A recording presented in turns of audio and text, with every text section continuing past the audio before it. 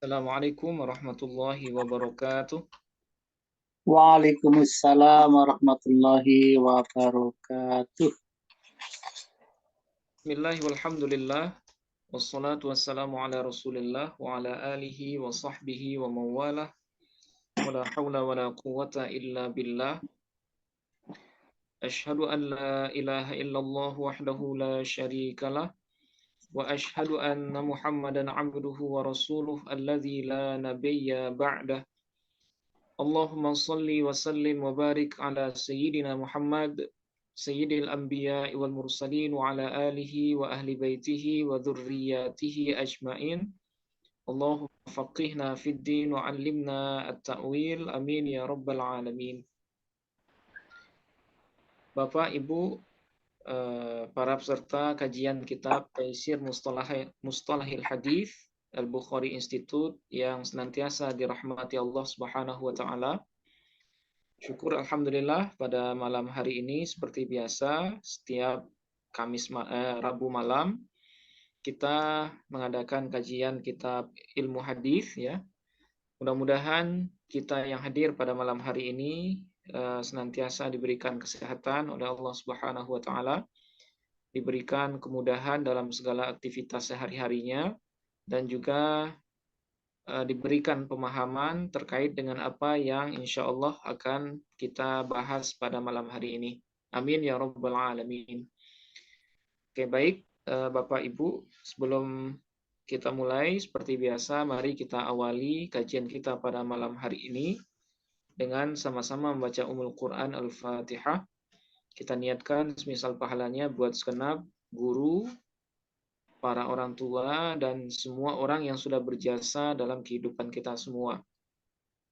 Bismillahirrahmanirrahim. Ila hadratin Nabi Mustafa Muhammadin sallallahu alaihi wasallam wa ala alihi wa ahli baitihi wa dhurriyyatihi wa azwajihi wa auladihi ajma'in.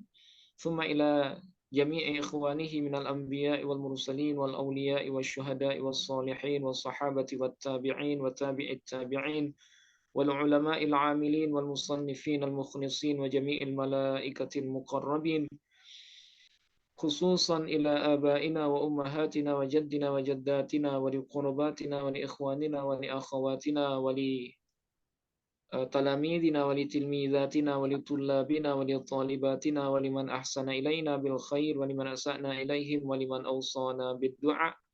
Wa nakhussu khususan ila muallifil kitab Syekh Mahmud At-Tahan wa kadzalika li syekhina al-marhum Kiai Ali Mustafa Yaqub. Nafa'ana Allahu bihim wa bi'ulumihim fid dharain amin. Lana wa lahum jami'an al-Fatihah.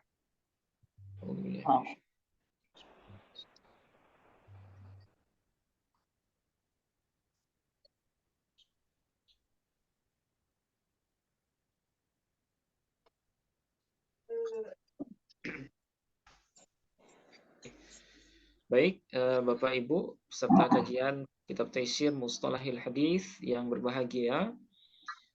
Minggu lalu kita sudah selesai membahas istilah atau salah satu istilah penting dalam ilmu hadis ya, yang disebut dengan gharibul hadis. Ya, gharibul hadis. Ini berbeda dengan istilah al-haditsul gharib atau hadis gharib ya. Nah, walaupun teks atau lafaz yang digunakan mirip, nah, tapi dia mempunyai pengertian yang berbeda. Nah, kalau hadis gharib itu adalah salah satu pembahagian dari hadis ahad. Ya, hadis ahad yaitu hadis yang salah satu tabaqat sanadnya itu hanya satu orang saja. Ya, misalnya di tabaqat sahabat itu hanya satu orang. Atau di tabaqat tabi'in itu hanya satu orang yang meriwayatkan hadis itu. Atau di tabaqat tabi'in misalnya. Nah, asalkan di salah satu tabaqatnya ada satu orang perawi, maka hadis itu disebut dengan hadis gharib. Ya, hadis gharib dia salah satu jenis dari hadis ahad. Nah, hadis ahad itu lawannya adalah hadis mutawatir. Nah, kalau mutawatir itu masing-masing tabaqat sanadnya itu tidak kurang dari 10 orang perawi. Nah, baik sahabatnya 10, tabi'innya 10, tabi'innya 10, dan seperti itu seterusnya sampai kepada mukharrij. Nah, itu disebut dengan hadis mutawatir. Nah, sementara kalau istilah gharibul hadis itu adalah istilah untuk kata-kata atau redaksi-redaksi yang terdapat di dalam hadis yang jarang digunakan. Ya, yang jarang digunakan oleh orang Arab sekalipun sehingga maknanya tidak dipahami. Atau lafaz-lafaz yang terdapat di dalam matan hadis yang tidak dipahami oleh semua orang. Ya, karena jarangnya digunakan misalnya. Maka lafaz yang seperti itu diistilahkan dengan gharibul hadis. Ya, gharibul hadis. Nah, gharibul hadis ini itu bisa diketahui, ya, salah satunya adalah dengan muqaranatur riwayah, ya, dengan membandingkan satu riwayat dengan riwayat yang lain yang masih dalam satu bahasan. Nah, biasanya redaksi-redaksi yang kurang jelas di satu hadis itu biasanya dijelaskan oleh hadis lain yang masih dalam tema yang sama. Nah, inilah makna dari kaidah al-haditsu yubayyin atau yashrah ba'duhu ba'dan, yufassiru ba'duhu ba'dan. Jadi hadis itu pada dasarnya satu hadis itu menjelaskan makna hadis yang lain. Nah, sehingga kita tidak mungkin memahami hadis itu hanya lewat satu riwayat saja. Nah, itulah yang disebut dengan gharibul hadis. Nah, sekarang kita akan masuk kepada fasal yang kedua, ya, dari kitab ini, berkaitan dengan adab periwayatan. Nah, ini sebenarnya lebih kepada adab-adab pada masa periwayatan hadis dulu, ya, sebelum sebelum hadis itu dibukukan dalam kitab-kitab khusus, seperti misalnya Sahih Bukhari, Sahih Muslim, Sunan Abi Daud, dan seterusnya. Nah, jadi dalam masa periwayatan itu ada yang harus dipatuhi oleh para perawi, ya, atau harus ada hal-hal yang harus dijaga oleh seorang perawi, sehingga riwayat yang dia sampaikan dari dari seorang guru ke muridnya itu bisa dianggap sebagai riwayat yang valid, gitu ya. Nah, jadi ada adab-adab yang harus dijaga oleh para perawi hadis, ya, yang tujuannya adalah supaya riwayat yang mereka sampaikan itu bisa terjamin validitasnya atau terjamin kesahihannya, gitu ya. Nah, sehingga dalam hal ini terkadang perawi yang tidak beradab dalam meriwayatkan hadis itu hadisnya nggak diterima atau hadisnya nggak bisa dianggap sebagai hadis yang makbul, gitu ya. Nah, terkadang ada yang seperti itu. Ya, kalau kita lihat ada sebagian cerita-cerita di ahli hadis di zaman dulu, kalau ada misalnya perawi yang makan sambil berdiri misalnya. Nah, itu biasanya ahli hadis yang ketat itu nggak menerima periwayatan dari perawi yang seperti itu. Atau ada perawi yang tidak menggunakan tutup kepala misalnya. Nah, itu ada juga, ya. Ada perawi yang mempermainkan binatang misalnya. Ya, dia membohongi binatang seolah-olah dia mau ngasih makan binatang, tapi dia sebenarnya nggak punya apa-apa, gitu, sehingga binatangnya sudah berharap, ya, dan kecewa karena tidak ada makanan di tangan orang tersebut. Nah, ada kisah-kisah seperti itu yang terkadang perawi yang tidak memelihara adab dalam periwayatan hadis itu hadisnya tidak diambil oleh ahli hadis yang lain. Nah, tergantung apakah ahli hadisnya itu mutasyaddid atau mutasahil, ya. Mutasyaddid itu artinya yang sangat ketat, sementara kalau yang mutasahil itu yang longgar, gitu, yang nggak terlalu ketat dalam mengambil riwayat hadis. Nah, sekarang kita akan membaca seperti apa adab para perawi hadis dulu ketika menyampaikan hadis kepada murid-muridnya. Nah, itulah yang akan kita bahas pada fasal yang kedua ini. Bismillahirrahmanirrahim. Qala al-musannifu rahimahullahu wa nafa'ana bihi wa bi'ulumihi fid dharaini amin. Al-faslu tsani adabur riwayati. Ya. Ini adalah fasal yang kedua terkait adab periwayatan. Nah, seperti yang saya jelaskan tadi, periwayatan di sini adalah di zaman sebelum hadis-hadis dibukukan. Nah, jadi masih di zaman-zaman awal dulu. Nah, bagaimana adab orang meriwayatkan hadis di zaman itu? Nah, nanti akan dijelaskan. Wa fihi mabhatsani. Di dalam bab ini atau di dalam fasal ini ada dua pembahasan. Ya, ada dua pembahasan.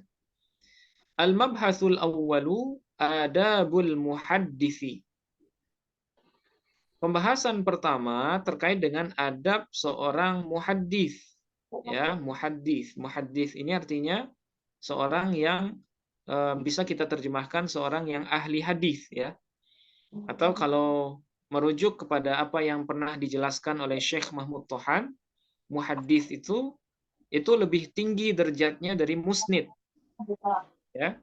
Jadi ada musnid, ada muhaddis, ada hakim, kemudian ada amirul mukminin fil hadis. Ya. Nah, jadi urutan keilmuan itu kalau dulu kalau musnid itu hanya sekedar meriwayatkan saja. Ya, musnid. Dia mempunyai riwayat kemudian dia sampaikan ke orang lain. Nah, itu disebut dengan musnid. Kalau muhaddis dia lebih a'la, ya. Secara martabat dia lebih tinggi dari musnid. Muhaddis ini dia mempunyai koleksi riwayat yang lebih banyak dari musnid. Kemudian dia mengenal jalur-jalur hadis yang dia sampaikan. Nah, ini disebut dengan muhaddis, ya. Dan dia mempunyai hafalan yang banyak gitu, ya. Yang banyak. Sehingga bisa dikatakan hadis yang sampai ke muhaddis itu jauh lebih banyak dari hadis-hadis yang disampaikan oleh seorang musnid. Ya. Jadi musnid itu hanya sekedar menyampaikan apa yang dia ketahui tentang riwayat. Tapi kalau muhaddis ini dia sudah punya koleksian hadis. Ya, sudah punya koleksian hadis. Yang dengan koleksian itulah dia mengajar para murid. Nah, itu yang disebut dengan muhaddis. Dan status muhaddis ini di zaman dulu itu sangat luar biasa, ya. Maksudnya standarnya sangat tinggi gitu. Jadi tidak sembarangan orang yang digelari dengan gelar muhaddis. Nah, kemudian di atasnya ada yang disebut dengan hakim, yang lebih banyak lagi hafalannya. Ya, sampai-sampai hadis yang tidak dia hafal itu lebih sedikit dari hadis yang tidak dia hafal. Dan dia juga tahu dengan dirayahnya. Dia tahu dengan riwayah dan juga dengan dirayahnya. Nah, itu hakim. Nah, yang di atas itu ada lagi yang disebut dengan amirul mukminin fil hadis. Nah, itu yang paling tinggi, ya. Jadi perawi hadis yang seorang ahli hadis yang hampir semua hadis itu ada di kepalanya. Nah, itu amirul mukminin fil hadis. Nah, itu yang paling tinggi. Nah, sekarang sebagai seorang muhaddis, ya, orang yang punya hafalan hadis, yang punya pengetahuan luas tentang hadis, dia punya adab dalam mengajarkan hadis itu. Jadi tidak sembarangan, ya. Ketika mengajarkan hadis itu tidak sembarangan, harus ada adab yang harus dijaga dan dipakai ketika mengajar itu. Nah, nanti kita akan bahas. Kemudian yang kedua, al-mabhatsus tsani adabu thalibil hadis. Ya. Adapun pembahasan yang kedua adalah adab thalibil hadis. Nah, thalibil hadis ini orang yang belajar hadis. Maksudnya orang yang mencari periwayatan hadis. Nah, kalau dulu thalibil hadis ini adalah pencari hadis. Ya, kolektor hadis. Orang yang kerjanya mencari hadis.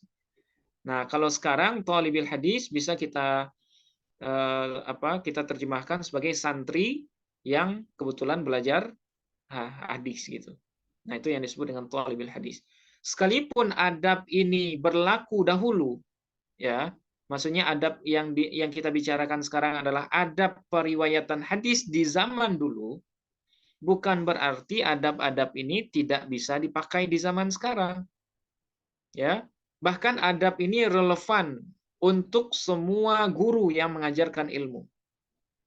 Ya, jadi ini bukan adab khusus seorang muhaddis saja, tapi ilmu apapun, ya, ilmu apapun nanti adab ini bisa diadopsi, bisa dijalankan dan bisa dipakai ketika mengajar.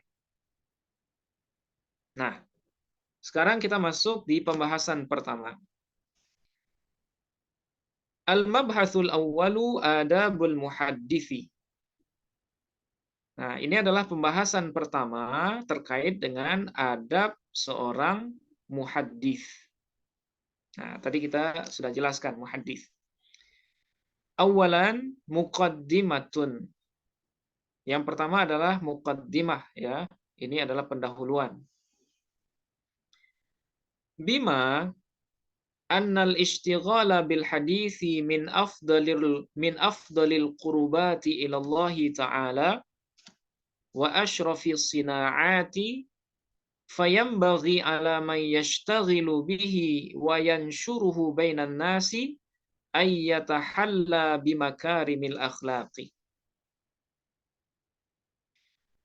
Berdasarkan annal istighalah, bahwasanya istighalah, ya, sibuk atau maksudnya fokus dengan kajian hadis, memfokuskan diri dengan kajian hadis, min afdalil qurbat, adalah sebahagian dari amal-amal mendekatkan diri kepada Allah yang paling mulia.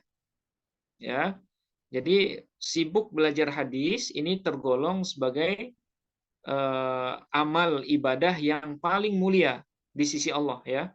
Kenapa mulia? Ya karena kita mengkaji kalam-kalam orang yang mulia. Bahkan kalam manusia paling mulia di permukaan bumi, yaitu kalamnya Nabi Muhammad sallallahu alaihi wasallam.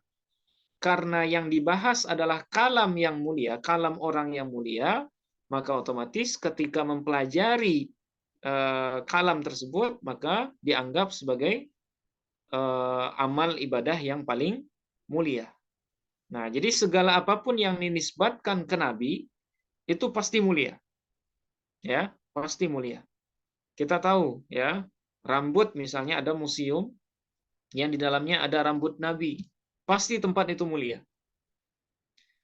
Kemudian Makkah, Madinah misalnya. Kenapa Makkah itu mulia? Apakah karena Ka'bahnya kah? Atau karena Masjidil Haramnya kah? Atau karena Nabi pernah tinggal di sana? Nah, mayoritas ulama mengatakan mulianya Makkah itu adalah karena adanya Nabi di sana. Ya, pernahnya Nabi menginjak tanah Mekah. Kenapa Nabawi? Ya, kenapa Madinah itu mulia? Bukan karena adanya Masjid Nabawi, tapi karena adanya Rasulullah yang bermakom di Masjid Nabawi itu, atau yang ada di Madinah itu. Nah, begitulah kemuliaan baginda Rasulullah Shallallahu Alaihi Wasallam. Sehingga logis kiranya kalau orang yang sibuk mempelajari hadis itu dianggap sebagai orang yang tengah berada di dalam ibadah yang paling afdol, yang paling mulia. Wa asyrafis sina'ati, dan usaha yang paling mulia. Nah, hampir mirip ya. Sina'at, usaha atau pekerjaan yang paling mulia, belajar hadis. Fayambagi, nah, karena belajar hadis itu adalah pekerjaan atau ibadah yang paling mulia, fayambagi ala may yashtaghilu bihi, maka seyogianya lah bagi orang yang menyibukkan diri dengan hadis, wa yansyuruhu bainan nas, dan menyebarkan hadis di kalangan manusia, ayyatahalla bimakarimil akhlaq, bahwa menghiasi dia, ayyatahalla, yatahalla ini artinya berhias, ya. Ayyatahalla, bahwa berhias diri dia, ya, orang yang sibuk dengan hadis itu, bimakarimil akhlaq, dengan akhlak-akhlak yang mulia. karena yang kita sampaikan adalah kalam dari zat atau dari manusia yang mulia, maka nggak dapat tidak akhlak kita ketika menyampaikannya juga harus dengan adab yang mulia atau dengan akhlak yang mulia. Wa mahasinis syiyami, ya, dan dengan kebaikan adab. Syiyam ini bisa kita terjemahkan dengan adah, ya, dengan tradisi yang baik atau dengan cara-cara yang baik gitu. Jangan menyampaikan sesuatu yang baik tapi dengan cara yang tidak baik. Nah, sama juga, jangan sampai kita mencegah kemungkaran dengan cara yang mungkar lagi. Atau jangan sampai kita beramar ma'ruf tapi dengan cara yang mungkar.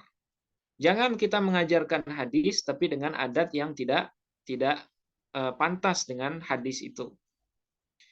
Wa yakuna, ya, atau wa yakunu di sini. Wa yakunu mithalan sadiqan lima yu'allimuhu linnasi. Dan adalah seorang yang menyibukkan diri dengan hadis itu mithalan sadiqan, harus menjadi tauladan yang benar. Ya, mithalan ini bisa kita terjemahkan panutan gitu ya, panutan yang benar, lima yu'allimuhu linnas. Ya, terhadap apa-apa yang dia ajarkan kepada manusia. Jadi jangan sampai kita mengajarkan hadis, mengajarkan budi pekerti Nabi lewat hadis yang beliau sampaikan, tapi si pengajar hadis itu tidak berakhlak sesuai dengan apa yang dia ajarkan. Nah, mutabbiqan lahu ala nafsihi, ya, sembari mempraktekkan, ya, mutabbiqan lahu, mempraktekkan terhadap hal-hal yang diajarkan itu ala nafsihi, terhadap dirinya sendiri, qabla ayya'mura bihi ghairahu, sebelum dia memerintahkan bihi dengan apa yang diajarkan itu ghairahu, kepada orang lain. Nah, ini suatu hal yang berlaku untuk semua ilmu, ya, bukan hanya hadis ini. Dalam Quran misalnya, atau kita mengajarkan Quran, jangan sampai kita mengajarkan Quran tapi kita tidak berakhlak sesuai dengan akhlak Al-Quran. Atau kita mengajarkan hadis tapi tidak berakhlak sesuai dengan apa yang ada di dalam matan hadis itu. Nah, bahkan dalam kitab dalam kitab Tadribur Rawi, syarah dari At-Taqrib Imam Nawawi. Nah, di sana Imam As-Suyuti pernah mengatakan salah satu zakat orang yang belajar hadis itu adalah setiap 200 hadis yang dia baca, itu dia wajib mengamalkan 5 dari 200 hadis itu. Ya. Nah, itu zakatnya. Setiap membaca 200 hadis, seseorang itu wajib mengamalkan setidaknya 5 hadis dari 200 hadis itu. Nah, itu bisa ditemukan kalam itu dari kitab Tadribur Rawi karya Imam As-Suyuti. Nah, tapi seyogianya kalau seandainya kita bisa mengamalkan semuanya, ya kenapa hanya 5 gitu ya? Jadi itu hanya sebatas minimal saja, ya, adab minimal ketika mengamalkan hadis yang dipelajari. Oke. Nah, sekarang yang kedua, abrazu ma yanbaghi ay yatahalla bihil muhadditsu. Ya. Adab yang paling jelas gitu ya, adab yang paling zahir, adab yang paling yang paling harus diamalkan. Yanbaghi ay yatahalla bihil muhaddits. Yang seyogianya seorang muhaddis harus berhias diri dengan adab itu. Nah, jadi dalam bahasa lain, adab-adab yang harus dilakukan oleh seorang muhaddis ketika mengajarkan hadis. Nah, itu. Ya. Nah, apa saja adabnya? Nah, di sini banyak ini. Mudah-mudahan kita bisa mengamalkannya, ya. Oke. Yang pertama, ya, adab yang harus diamalkan oleh seorang muhaddis atau seorang pengajar hadis dan juga pengajar ilmu-ilmu yang lain adalah tashihun niyyati wa ikhlasuha. Ya, memperbaiki niat wa ikhlasuha, dan mengikhlaskannya murni karena Allah Subhanahu wa taala. Nah, ini ya, sesuai dengan hadis Nabi, innamal a'malu binniyat. Ya, sesungguhnya amalan itu tergantung kepada niatnya. Wa innama likulli imri'in ma nawa. Nah, sesungguhnya bagi seseorang itu sesuai dengan apa yang dia niatkan. Nah, ini hadis pertama dalam Arba'in Nawawiyah yang juga terdapat dalam Sahih Bukhari dan Sahih Muslim. Nah, jadi apapun yang kita kerjakan, ya nggak dapat tidak niat harus kita perbaiki terlebih dahulu. Ketika mengajar hadis, ketika mengajarkan Quran, ketika beraktivitas dengan aktivitas apapun, nah niat harus kita luruskan. Wa tathhirul qalbi min aghradid dunya, dan mensucikan qalbu, ya, mensucikan hati dari segala tujuan-tujuan duniawi. Nah, apa contohnya tujuan duniawi itu? Kahubbir riasati awisyuhrati. Ya, seperti cinta riasah.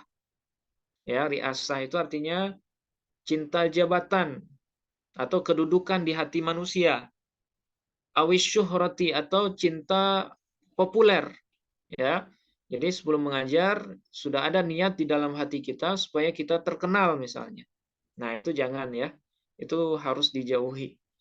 Karena ya sebagaimana yang kita jelaskan tadi, baik buruknya pekerjaan seseorang itu tergantung kepada niat awalnya. Nah, jadi terkadang ada perbuatan itu yang dia biasa saja, tapi dia menjadi amalan akhirat karena baiknya niat. Ya, misalnya makan. Ya, makan kalau seandainya kita niatkan untuk menguatkan badan, untuk beribadah, ya justru makan itu jadi ibadah jadinya dengan bihusnin niyyah, dengan baiknya niat. Minum misalnya, ya sebelum sholat misalnya kita minum sedikit supaya enggak sholatnya enggak terganggu misalnya. Nah, minum yang diniatkan untuk memantapkan sholat itu juga dianggap sebagai ibadah. Nah, sebaliknya, amalan baik yang tidak diawali dengan niat yang baik justru bisa berubah menjadi amalan dunia atau amalan yang jelek. Ya, misalnya mengajar tapi dengan niat supaya syuhrah, supaya terkenal. Mengajar misalnya tapi dengan niat supaya dapat harta duniawi misalnya. Nah, bisa saja perbuatan yang zahirnya baik tapi niatnya buruk, maka dia berubah menjadi amalan dunia. Tapi bisa saja amalan yang bentuknya dunia, tapi karena niatnya baik, maka berubah menjadi amalan akhirat. Nah, oleh sebab itu ini harus kita jaga betul ya. Poin yang pertama ini bisa diterapkan dalam semua pekerjaan yang kita lakukan. Oke, ini yang pertama. Kemudian yang kedua, ayyakuna akbaru hammihi nashrul hadithi.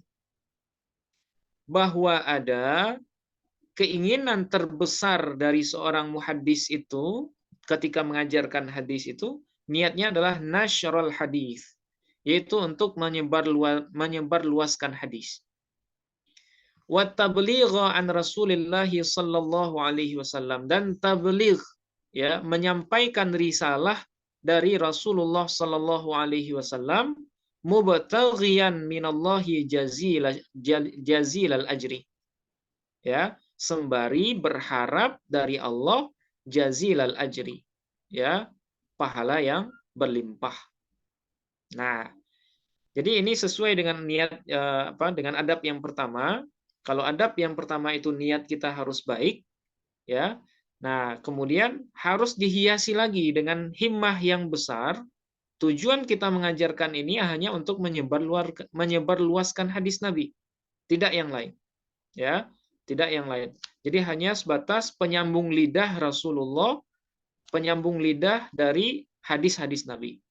Nah, sehingga hadis itu bisa disampaikan kepada orang lain dan orang lain bisa mengambil faedah dari hadis itu.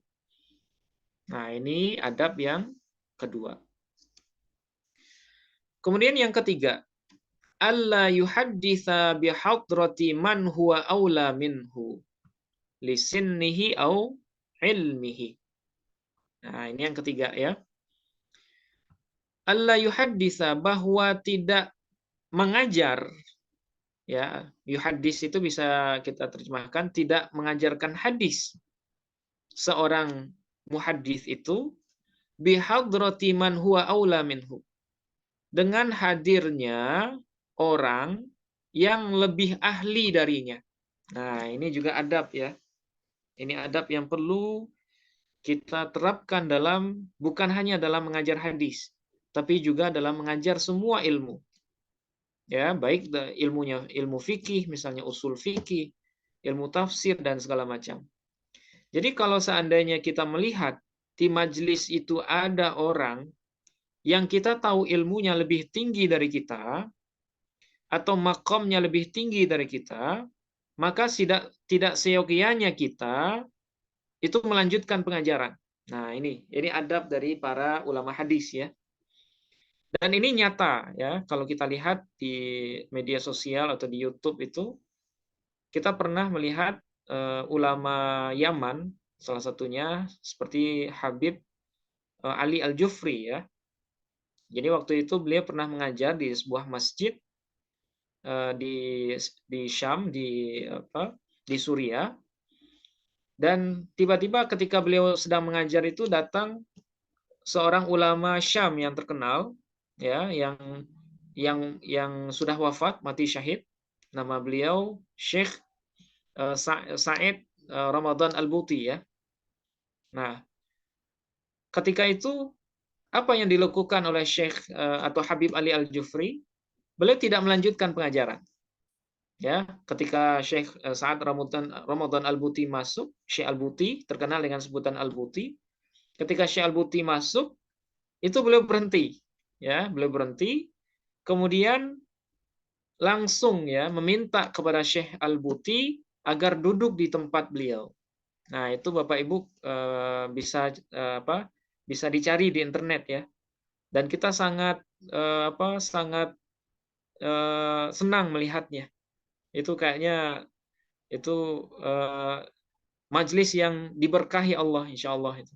Ya, jadi Habib Ali ini masih muda, sementara ada orang yang lebih tua. Nah, di sini lisin nih ya, karena umurnya, au ilmihi, atau karena ilmunya. Nah, karena Habib Ali Al-Jufri tahu, ya, Syekh Al-Buti ini beliau lebih senior, lebih tua. Kemudian secara ilmu lebih tinggi dari Habib Ali Al-Jufri. Nah, akhirnya beliau berhenti dan meminta kepada Syekh Al-Buti untuk melanjutkan pengajian. Nah, seperti itu adab seorang ahli hadis ya. Habib Ali Al-Jufri juga dikenal sebagai ahli hadis itu. Ya, beliau pakar dalam bidang keislaman dan sebagai dai internasional. Nah, itu Bapak Ibu kalau ingin mendengarkan kajian Islam yang ramah, nah itu salah satunya bisa dengan mendengarkan kajian-kajian Habib Ali Al-Jufri. Oke, nah itu adab yang ketiga, ya, adab seorang ahli hadis ketika mengajarkan hadis. Kemudian yang selanjutnya, ayyurushida man sa'alahu an syai'in minal hadithi wa huwa ya'lamu annahu mawjudun 'inda ghairihi ila dzalikal ghair.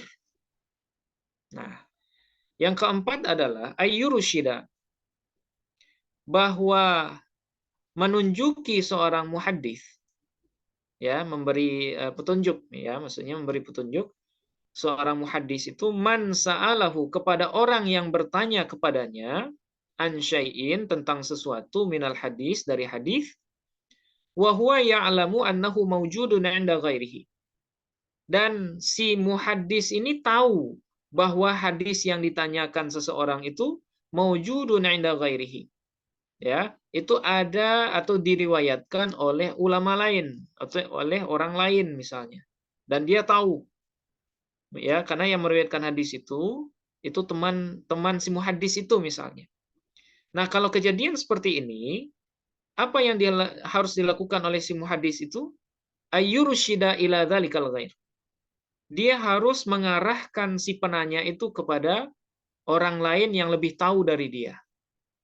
Nah, ini juga adab yang sangat mulia dari ahli hadis dulu ya. Dan harus kita contoh juga di zaman sekarang. Jadi kalau seandainya kita tahu, misalnya kalau sekarang itu kan ilmu itu terbatas. Beda sama ulama dulu. Kalau ulama dulu, semua ilmu bisa mereka himpun ya, bisa mereka kuasai. Misalnya Imam Suyuti ya, dalam kitab beliau Husnul Muhadharah, Husnul Muhadharah, itu beliau mengumpulkan ya, beliau bertahadus bin ni'mah di sana. Beliau dikaruniai Allah lewat 7 ilmu. Ya, kata beliau, saya menguasai 7 ilmu sesuai dengan penguasaan orang Arab terhadap ilmu tersebut. Nah, jadi beliau bertahadus bin ni'mah. Saya menguasai ilmu hadis, ilmu bahasa Arab, ilmu nahu, ilmu saraf, ilmu badi', ilmu bayan, dan ilmu ma'ani, kata beliau. Sesuai dengan pemahaman orang Arab, bukan pemahaman orang Ajam. Nah, artinya apa? Banyak dari ulama dulu yang punya fan keilmuan yang beragam. Nah, tapi meskipun demikian, ya, kalau seandainya mereka tahu ada orang yang lebih ahli dari mereka di bidang ini, di satu bidang misalnya, maka adab ahli hadis itu dia harus mengarahkan penanya itu kepada orang yang lebih tahu dari dia. Nah, itu adabnya. Ya. Jadi kalau seandainya kita pernah belajar fikih misalnya, tapi kita tahu ada orang yang lebih ahli dari kita dan dia tahu jawaban dari apa yang ditanyakan oleh si penanya ini, maka adab kita harus mengarahkan si penanya itu kepada orang yang lebih tahu itu. Nah, tujuannya adalah supaya ya keilmuan itu bisa menurun dari ahlinya dan ilmu itu bisa terjaga originalitasnya atau validitasnya. Ya, jangan sampai karena kita malu mengatakan saya tidak tahu, la adri misalnya, nah kita langsung jawab, padahal kita hanya mendengarnya setengah-setengah. Nah, mudah-mudahan kita terjauh dari sifat yang seperti ini, ya. Karena perkataan la adri sebenarnya itu adalah nisful ilmi, ya, separuh dari ilmu, ya. Kenapa separuh ilmu? Ya karena dengan perkataan la adri itu orang selamat dari kesesatan atau kesalahpahaman. Dan itu nggak memalukan ya. Mengatakan tidak tahu terhadap hadis yang tidak kita kenal atau yang tidak kita hafal, itu tidak merupakan kekurangan, itu bukan aib. Nah, buktinya Imam Malik bin Anas, sebagaimana yang sering diceritakan dalam kitab-kitab usul fikih, ketika beliau ditanya dengan 40 pertanyaan, yang bisa beliau jawab hanya 4 saja. Ya, yang bisa beliau jawab ketika itu hanya 4 saja. Bagaimana dengan 36 pertanyaan yang lain? Itu beliau menjawabnya dengan jawaban la adri. Ya, saya tidak tahu. Orang ya selevel Imam Malik bin Anas, seorang mujtahid mutlak di zaman itu, beliau tidak malu mengatakan la adri. Ya, saya tidak tahu dengan jawabannya. Nah, artinya apa? Artinya sebesar apapun kita, seterkenal apapun kita, ketika kita ditanya tentang suatu persoalan yang kita tidak lebih tahu, ya, atau kita tahunya hanya sekedar misalnya, maka sebaiknya kita arahkan penanya itu kepada orang yang lebih tahu. Nah, itu adabnya. Oke. Nah, ini yang keempat, ya. Sekarang yang kelima, alla yamtani'a min tahdithi ahadin likaunihi ghaira sahihin niyyati. Bahwa tidak enggan ya. Maksudnya tidak mau gitu. Bahwa tidak mau seorang muhaddis atau tidak melarang, mencegah seorang ahli hadis min tahdithi ahadin, dari mengajari seseorang. Maksudnya seorang murid likaunihi ghaira sahihin niyyati, hanya karena kondisi si murid itu ghaira sahihin niyyah. Ya, karena kondisi si murid itu tidak benar niatnya. Nah, misalnya ada seorang murid yang kita tahu ya, mungkin dalam gelagat perbuatannya atau dari adab cara dia belajar, seolah-olah dia kurang baik gitu. Dia akan menyalahgunakan hadis misalnya, atau dia niat belajarnya hanya untuk terkenal, supaya untuk berdebat atau untuk mendebati para ulama misalnya. Kita tahu, ya, kita tahu dengan kondisinya. Tapi tidak seyogianya bagi seorang guru hadis itu tidak mengajar murid yang seperti itu. Tetap diajar, ya, tetap disampaikan hadis kepada murid yang seperti itu. Fa innahu yurja lahu sihhatuha. Ya, maka sesungguhnya seorang muhaddis, seorang pengajar itu, atau seorang yang murid yang niatnya kurang baik itu, yurja lahu sihhatuha. Ya, diharapkan lahu bagi si murid itu sihhatuha, ya, benarnya niat. Jadi ketika mengajar murid yang niatnya salah dalam belajar, itu bukan dengan cara kita tidak mengajarnya atau kita usir, bukan seperti itu. Tapi tetap kita ajari sembari kita berdoa kepada Allah, ya Allah, mudah-mudahan niat si murid ini bisa berubah. Ya, dengan wasilah pengajaran yang sedang dilakukan ini misalnya, ya Allah, baikkanlah niat si murid itu. Nah, itu yang harus dilakukan, bukan malah mengusir murid yang niatnya salah. Nah, ini jadi pelajaran bagi kita semua ya, termasuk kami pribadi. Jadi adab yang ada di sini ya, semuanya adab buat kita bersama. Bukan berarti kami yang membacakan ini adabnya sudah tinggi, bukan, ya. Tapi ini untuk kita semua. Nah, jadi ini pelajaran. Berarti ya misalnya kalau ada di antara Bapak Ibu yang pernah ngelihat film Ip Man ya, yang apa itu? Ya, yang ahli kungfu di Cina itu. Nah, itu dia kebetulan pernah didatangi oleh seorang muridnya Bruce Lee ketika itu. Nah, itu kan di cerita film itu dia nggak mau mengajar ya. Ketika Bruce Lee ini minta diajari kungfu, tapi karena mungkin si guru ini melihat Bruce Lee ini dia salah niat dalam belajar kungfu, akhirnya nggak mau diajari. Si guru ini nggak mau gitu, ya. Ip Man ini nggak mau dia. Nah, kalau dalam bidang hadis itu ya adab yang seperti itu kurang tepat ya, kurang tepat. Jadi seharusnya sekalipun niat si murid itu awalnya keliru, tetap kita ajari tapi sembari kita mendoakannya supaya dia dalam proses belajarnya dia bisa berubah gitu. Nah, jadi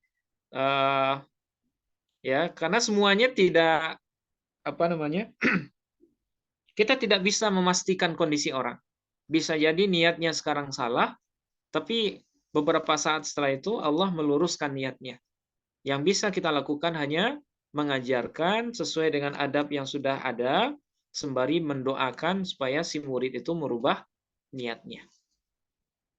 Oke, itu adab yang kelima ya. Oke, sekarang yang selanjutnya. Ayyaqida majlisan li'imla'il hadithi wa ta'limihi. Ya, adab yang selanjutnya adalah ayyaqida, bahwa membuka seorang muhaddits majlisan, ya, majlis li'imla'il hadis, untuk mendiktekan hadis, wa ta'limihi, dan mengajarkannya. Kapan itu? Idza kana ahlan lidzalika. Apabila ada si muhaddis itu sudah ahli dalam hal mengajarkan hadis, fa inna dzalika a'la maratibir riwayati. Maka sesungguhnya cara yang demikian itu a'la maratibir riwayati, ya, itu adalah martabat atau derajat periwayatan yang paling tinggi. Nah, kita sudah pernah bahas ya. Jadi dari 8 cara tahammul dan adaul hadis, ya, cara periwayatan hadis, ya, dari 8 cara yang sudah kita bahas, itu cara yang paling bagus itu adalah cara yang pertama. Ya, apa cara yang pertama? As-sama' min lafzi syekh, ya, mendengar langsung dari kalam seorang guru. Nah, mendengar langsung dari guru itu bisa dilakukan kalau seandainya si guru itu membuka majelis khusus periwayatan hadis. Nah, sehingga kalau seandainya seorang muhaddis itu tahu dengan kadar dirinya, dia sudah punya banyak riwayat misalnya, dan dia insya Allah bisa meluruskan niat dalam mengajarkan hadis, maka seyogianya si ahli hadis itu membuka majelis khusus dalam pengajaran hadis. Nah, seperti itu. Ya, tujuannya apa? Tujuannya jangan sampai orang-orang yang tidak punya kapasitas justru dia membuka kajian terlebih dahulu. Nah, jangan sampai seperti itu. Jangan sampai orang-orang yang tidak punya kompetensi dalam hadis, tapi dia membuka majelis terlebih dahulu. Nah, sehingga orang-orang yang ahli sebenarnya itu ketinggalan dengan orang-orang yang seperti ini. Sebagaimana yang jamak kita lihat di zaman sekarang ya. Banyak di zaman sekarang ya, walaupun kita tanpa niat merendahkan ya, banyak orang sekarang yang sebenarnya dia tidak punya background agama, tapi karena bermodalkan kemampuan berbicara, kemampuan berretorika yang bagus, dia lebih didengarkan ketimbang si alim yang tidak mau membuka majelis. Nah, itu kita sayangkan juga ya. Ada ulama-ulama kita yang alim tapi tidak mau buka majelis. Hanya gara-gara belum siap misalnya atau merasa belum pantas misalnya. Kalau seandainya seperti ini terus, maka dunia keilmuan khususnya agama Islam ini bisa saja nanti dikuasai hanya oleh orang-orang yang bisa berbicara tapi tanpa pengetahuan. Nah, naudzubillah min dzalik. Mudah-mudahan kita nggak masuk dalam hal yang seperti itu. Oke. Nah, sekarang sedikit lagi yang nomor 3. Ma yustahabbu fi'luhu idza arada hudura majlisil imla.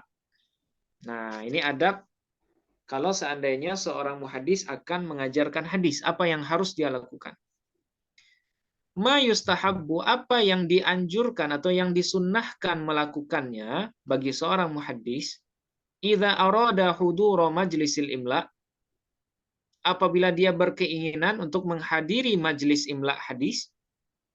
Nah, ya, atau apa-apa yang dianjurkan melakukannya apabila seorang muhadis ingin menghadiri majelis imla, ya, majelis pengajian hadis. Nah, apa yang harus dilakukan? Nah, ini adab-adab formalitas ya. Yang pertama ayyatatahhara wa yatatayyaba. Yang pertama adalah bahwa dia bersuci. Ya, bersuci maksudnya berwudu ya, atau mandi wajib kalau berhadas sebelumnya, berhadas besar, wa yatatayyaba, dan berharum-haruman. Nah, ini sebagaimana yang dilakukan oleh Imam Malik ya, Imam Malik bin Anas. Konon katanya Imam Malik bin Anas ketika akan mengajar, beliau bersuci terlebih dahulu, berharum-haruman dan mengenakan pakaian terbaik yang beliau punya. Nah, itu makanya Imam Malik itu terkenal sebagai ulama yang kaya ya, punya pakaian yang bagus. Nah, niat beliau apa? Bukan untuk gaya-gayaan. Niat beliau adalah untuk menghormati kalam-kalam mulia dari baginda Rasulullah Shallallahu Alaihi Wasallam. Nah, niat beliau seperti itu. Nah, itu makanya pakaian beliau kalau ngajar selalu pakaian yang paling bagus. Wa yusarriha lihyatahu, dan menyisir jenggot. Nah, jadi kalau seandainya muhaddis itu punya jenggot, nah itu disunahkan menyisirnya supaya rapi. Kemudian yang kedua, ayyajlisa mutamakkinan biwaqarin wa haibatin. Bahwa duduk seorang muhaddis itu mutamakkinan, dalam kondisi mutamakkinan, ya tetap, ya maksudnya duduk dalam kondisi yang nyantai gitu ya, biwaqarin, dengan penuh waqarin ini dengan penuh kewibawaan, wahaibatin ya, dan kemuliaan. Nah, jadi duduk dengan posisi yang seolah-olah Nabi itu hadir di depan gitu ya. Jadi kalau seandainya kita ingin membaca hadis Nabi, ya seolah-olah bayangkan kalau di depan kita itu Nabi sedang hadir gitu. Kalau Nabi hadir, ya artinya kita harus memasang adab. Nah, ini sebenarnya yang harus dilakukan. Ya, dan yakin kalau Nabi hadir. Ayyajlisa mutamakkinan biwaqarin wa haibatin. Ta'ziman li hadithi Rasulullah sallallahu alaihi wasallam. Karena mengagungkan terhadap hadis Rasulullah sallallahu alaihi wasallam. Nah, jadi karena hadis ya sebagaimana yang kita bahas di awal, karena hadis itu nisbatnya kepada Rasulullah ya, manusia paling mulia, maka ya dia menjadi sesuatu yang sangat mulia juga. Nah, oleh sebab itu kita juga harus menghadapinya dengan cara-cara yang baik, yang mulia. Oke. Itu yang kedua. Yang ketiga, ayyuqbila 'alal hadirina kullihim, bahwa menghadap si muhaddis itu kepada hadirin, ya, kepada murid-muridnya, kullihim, semuanya. Wala yakhussa bi'inayatihi ahadan duna ahadin. Ya, jangan dia hanya mengkhususkan perhatiannya kepada seseorang saja, duna ahadin, tidak yang lain. Nah, ini biasa ya. Jangan sampai ketika bermajlis yang kita hadapi itu, yang dilihat itu hanya satu orang saja misalnya, atau fokusnya hanya ke satu orang, seolah-olah yang lain ini nggak ada wujudnya. Jangan sampai seperti itu. Nah, apalagi kalau yang hadir itu ada murid perempuan misalnya. Nah, itu juga harus harus hati-hati ya, harus hati-hati. Nah, di sini konteksnya mungkin untuk semua murid yang laki-laki ini. Jadi jangan hanya memperhatikan satu orang dan menyepelekan yang lain. Oke. Kemudian yang selanjutnya ayyaftatiha majlisahu wa yakhtimahu bihamdillahi ta'ala wassalati ala nabi sallallahu alaihi wasallam wa du'ain yaliqu bil hali. Bahwa membuka seorang ahli hadis itu majlisnya dan menutupnya dengan memuji Allah Subhanahu wa taala dan bersalawat kepada baginda Rasulullah sallallahu alaihi wasallam. Wa du'ain yaliqu bil hali, dan berdoa yang sesuai dengan kondisi. Nah, ini adab yang biasa ya. Dan ini sesuai dengan hadis hasan ya. Apa hadis hasan yang berbicara tentang ini? Kullu amrin dzibalin la yubda'u bilhamdillahi rabbil alamin fahuwa aqta. Setiap hal kebaikan yang tidak diawali dengan memuji Allah Subhanahu wa taala fahuwa aqta. Ya, maka kebaikan itu menjadi terputus berkahnya. Nah, jadi kalau mengawali kajian, mengakhiri kajian ya harus dengan memuji Allah dan bersalawat kepada baginda Rasulullah dan berdoa. Nah, berdoa di akhir majelis. Oke, selanjutnya ayyajtaniba ma la tahmiluhu uqulul hadirin. Bahwa menjauhi seorang muhaddis ma la tahtamiluhu, ya, segala sesuatu yang tidak bisa dipikul oleh akal para hadirin yang hadir. Nah, maksudnya sesuaikan penjelasan itu dengan hadirin yang hadir. Ya, kalau mereka orang awam, maka jangan gunakan bahasa-bahasa yang tinggi. Gunakan bahasa yang bisa mereka pahami. Ya, khatibun nas biqadri uqulihim. Ya, berbicaralah dengan manusia sesuai dengan kadar akal mereka. Au ma la yafhamunahu minal hadithi. Atau apa-apa yang tidak mereka pahami dari hadis. Jangan sampai berbicara menjelaskan hadis tapi dengan bahasa yang tidak dipahami oleh para murid. Ya, harus sesuai dengan apa yang mereka pahami. Sesuaikan bahasa dengan kadar pikiran dari si murid. Kemudian yang selanjutnya ayakhtima al-imla'a bihikayatin wa nawadira litarwihil qulubi wa tardis sa'ami. Ya, bahwa mengakhiri seorang muhaddis al-imla. Ya, imla maksudnya pengajaran hadis bihikayatin dengan cerita-cerita wa nawadira dan hal-hal yang unik. Nah, ini tradisi ulama kita ya. Banyak di antara ulama kita yang kalau dalam mengisi pengajian itu biasanya mengisahkan kisah ulama masa dulu misalnya. Atau kisah orang-orang soleh. Nah, tujuannya apa? Litarwihil qulub. ya, untuk mengistirahatkan hati, qalbu, wa tardis sa'ami, dan mengusir kebosanan. Nah, jadi jangan mengajar hadis tapi terlalu serius juga, karena bisa membuat murid-murid bosan ya, atau membuat apa namanya, hati mereka menjadi malas gitu. Oke. Nah, ini sedikit lagi ya, sedikit lagi. Yang keempat, umur berapa seseorang muhaddis itu dianjurkan mengajar? Nah, ini yang sekarang ya. Ma hiya sinnul lati yanbaghi lil muhaddisi ay yatasadda lit tahditsi fiha? Ma hiya sinnu? Nah, bisa kita terjemahkan, berapa umur yang sepantasnya atau yang seyogianya bagi seorang muhaddis ayyatasadda, bahwa bersedia dia litahdisi fiha, untuk mengajarkan hadis di umur tersebut. Nah, maksudnya gimana? Umur berapa seorang muhaddis dianjurkan untuk mengajar? Nah, itu ya. Jadi kalau seandainya ada orang yang sudah mapan ilmunya di bidang hadis atau di bidang ilmu apapun, nah di umur berapa seharusnya dia membuka majelis? Ukhtulifa fi dzalika ala aqwalin. Ya. Para ulama berbeda pendapat tentang hal itu ala aqwalin, dalam beberapa pendapat.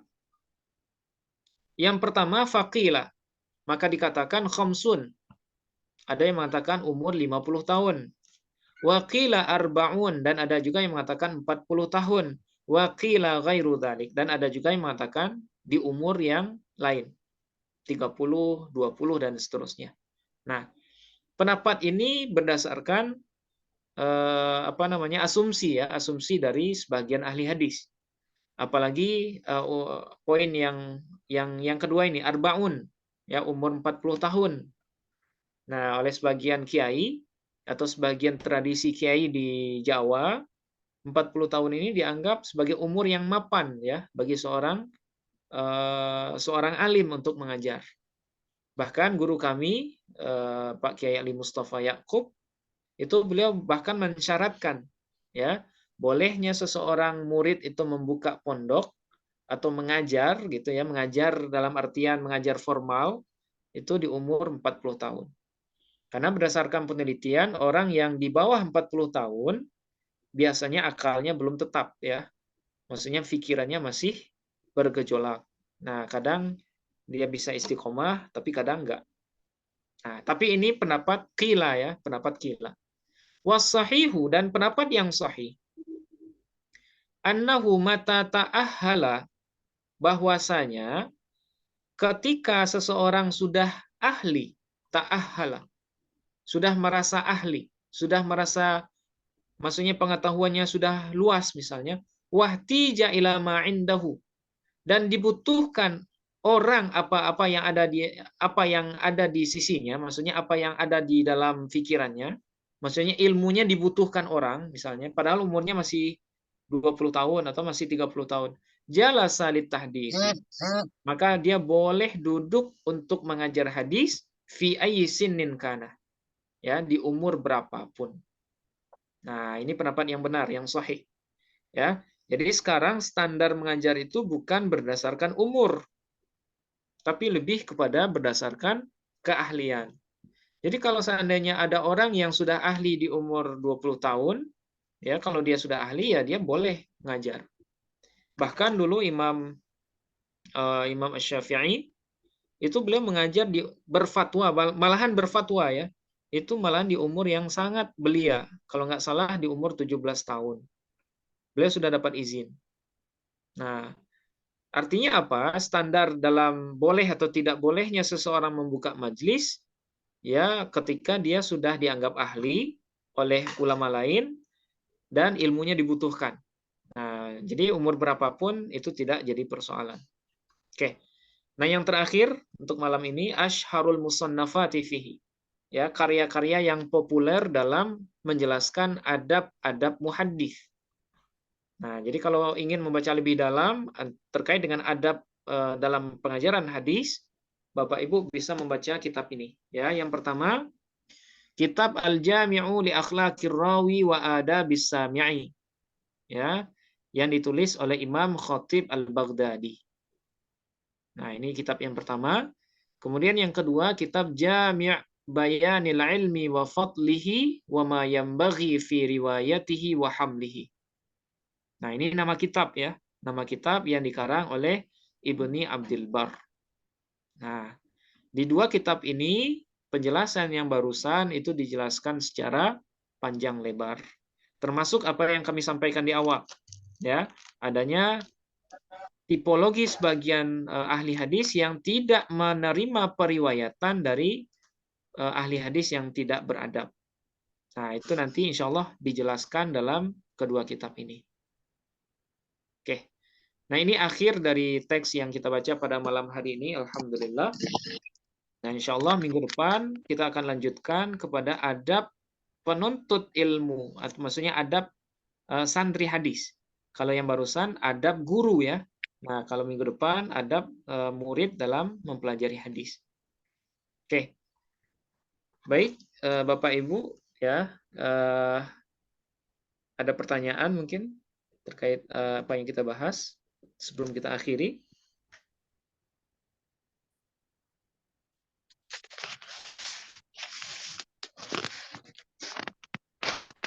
Oke. Kalau tidak ada, mungkin bisa kita tutup dulu ya. Kalau seandainya nanti ada, Bapak Ibu juga bisa mengajukan pertanyaan di grup-grup kajian hadis kita. Nanti bisa menanyakan langsung ke adminnya. Nah, oke.